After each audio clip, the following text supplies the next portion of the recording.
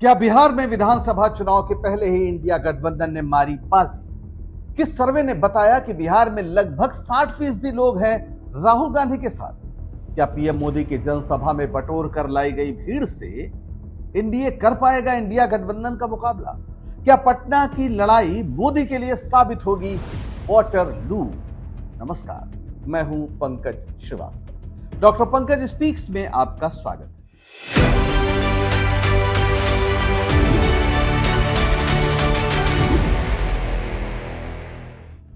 आगे बढ़ने से पहले ये वीडियो देखिए। जब ये लोग वोट चोरी करते हैं तो ये इस आत्मा पर आक्रमण करते हैं, ये इस संविधान पर आक्रमण करते हैं। ये भारत माता पर आक्रमण कर रहे हैं और हम भारत माता पे ना नरेंद्र मोदी को ना इलेक्शन कमीशन को आक्रमण करने देंगे। इस संविधान को कोई नहीं मिटा सकता, इस संविधान को कोई नहीं छू सकता। और इलेक्शन कमिश्नर, आप अच्छी तरह समझ लो, अगर आपने अपना काम नहीं किया तो आप पर सख्त कार्रवाई होने जा रही है। नेता प्रतिपक्ष राहुल गांधी को न बारिश की परवाह है और न वे जैसे जनता को लोकतंत्र का पाठ पढ़ाने उतरे हैं। जी हां, बिहार में वोट अधिकार यात्रा का यही मंजर है। 17 अगस्त से शुरू हुई इस यात्रा में पूर्व मुख्यमंत्री और राजग नेता यानी राष्ट्रीय जनता दल के नेता तेजस्वी यादव, सीपीआईएमएल महासचिव दीपांकर भट्टाचार्य और साथ में कई इंडिया गठबंधन के नेता राहुल गांधी के साथ जनता को संबोधित कर रहे हैं। ये यात्रा भारी भीड़ खींच रही है। जनता के बीच ये भावना भरती जा रही है कि पीएम मोदी के इशारे पर चुनाव आयोग वोटों की चोरी करता है और बिहार में भी बड़े पैमाने पर ऐसी कोशिश की जा रही है। इस बीच एक ऐसा सर्वे आया है जिसने एनडीए खेमे की यानी मोदी जी के खेमे की नींद उड़ा दी। ये सर्वेक्षण बिहार में किया गया। सर्वेक्षण एजेंसी सी वोटर ने यह सर्वे वोट अधिकार यात्रा शुरू करने से पहले किया था। फिर भी बिहार की 59% जनता, ध्यान दीजिए, 59% जनता ने माना है कि राहुल गांधी के आरोपों में सच्चाई है, जबकि सिर्फ 34% ने इससे असहमति जताई। यह आंकड़ा बताता है कि जनता का एक बड़ा वर्ग चुनाव आयोग की निष्पक्षता पर सवाल उठा रहा है, उसका भरोसा टूट गया है। यानी यह सर्वे अगर यात्रा के निकलने के बाद किया गया होता तो आंकड़ा और बढ़ जाता। जिस तरह की भीड़ आ रही है, जिस तरह से तालियां लोग बजा रहे हैं, जिस तरह वोट चोर गद्दी छोड़ का नारा बिहार में गली गली गूंज रहा है, उससे तो यही लगता है। बहरहाल इस सर्वे में और भी बहुत कुछ ऐसा है जो जानना बेहद जरूरी है, जो आपको चौंकाएगा और मोदी सरकार की इससे नींद उड़ गई। याद कीजिए, 7 अगस्त को दिल्ली में राहुल गांधी ने एक प्रेस कॉन्फ्रेंस की, प्रमाण सहित आरोप लगाया कि कैसे कर्नाटक की एक विधानसभा में वोट चोरी करके वहां की लोकसभा सीट का नतीजा ही बदल दिया गया।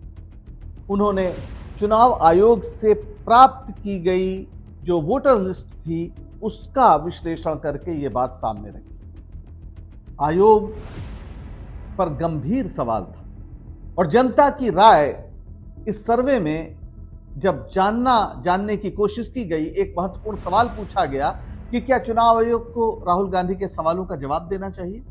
इसके जवाब में 67% लोगों ने स्पष्ट रूप से कहा कि हां, आयोग को इन सवालों का जवाब देना चाहिए। वहीं मात्र 13% ने इसकी जरूरत से इनकार किया। यह जनता के बीच चुनाव आयोग की जवाबदेही को लेकर बढ़ती मांग का एक प्रमाण है।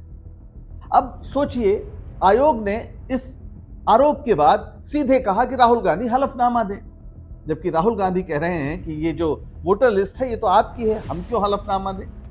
तो जो पूरा रवैया है चुनाव आयोग का कि बजाय इसके कि कहीं संदेह है तो उसको स्पष्ट करे, लोगों को संतुष्ट करे, वो सीधे सीधे सवाल उठाने वाले पर ही सवाल दाग रहा है। इससे उसके प्रति संदेह और बढ़ रहा है और वोटर लिस्ट में जो नाम हटाए गए हैं वो मुद्दा भी सर्वे में छाया रहा। सर्वे में 60% लोगों ने माना कि ये एक प्रमुख चुनावी मुद्दा बन सकता है, जबकि 26% ने इससे नकार दिया।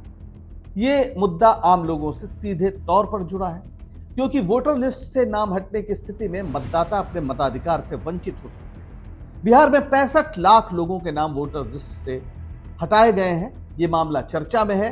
हालांकि आयोग का कहना है कि इसमें 22 लाख लोगों की डेथ हो गई है, मृत्यु हो गई है और तमाम लोग यहां से पलायन कर गए हैं। लेकिन हैरानी की बात है कि तमाम मरे घोषित लोगों ने राहुल गांधी के साथ चाय पी है, उनके साथ बातचीत की है और वोटर अधिकार यात्रा में भी ऐसे मरे हुए लोग जीवित नजर आए।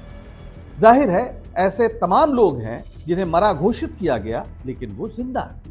ऐसे ही तमाम लोग जो वाकई मर चुके हैं उनके नाम भी वोटर लिस्ट में हैं।